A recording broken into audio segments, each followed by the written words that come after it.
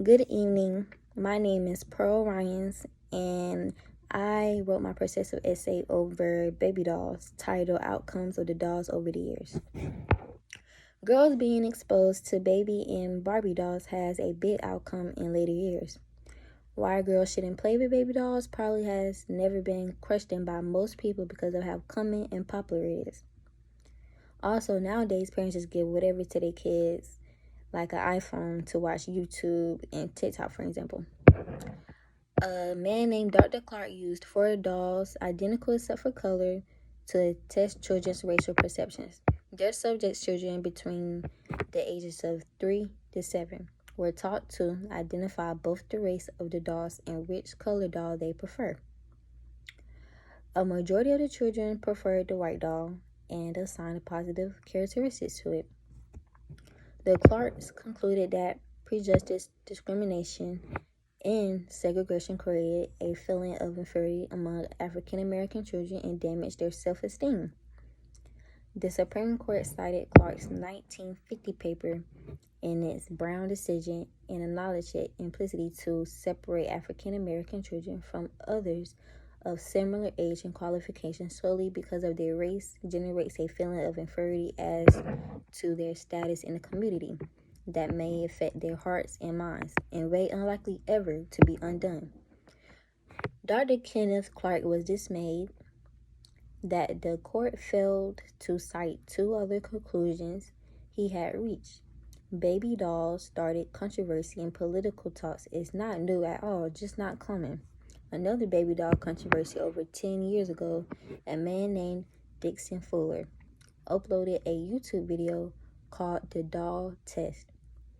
It consisted him interviewing and questioning kids' opinions on which baby doll is ugly.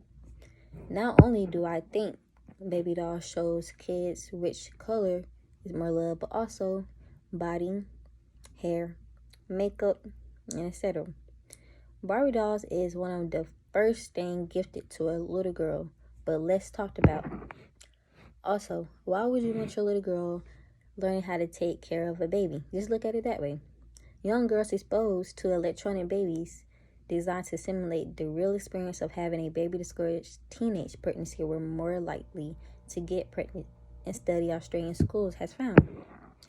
The landmark study published in The Lancet found that 17% of girls who used the dolls had become pregnant by the age of 20, compared with 11% those who did not. And if you can't think about it that way, just think about it how some mothers don't let their sons play with video games, or how some mothers don't let their sons play with guns that doesn't have color. The way how they worked that out was letting their sons play with fake Nerf guns that was only like with loud play colors like yellow, orange, green. Because you know there's been a lot of mistakes where kids were holding a play gun and the other one thought it was real. Turned out it was just a play toy. There's no other way how we could just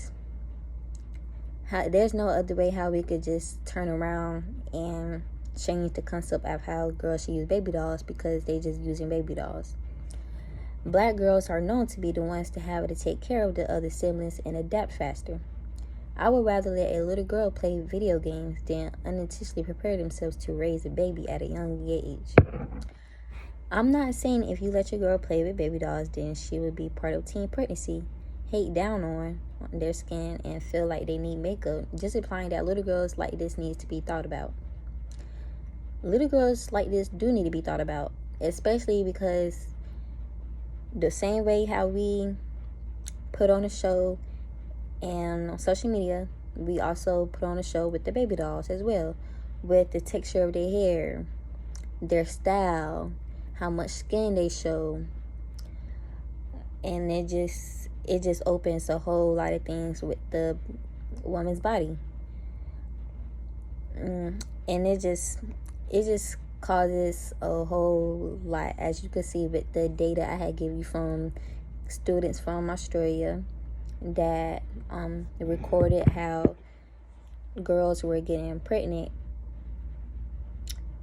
way sooner than girls who did not play with baby dolls at all. Thank you.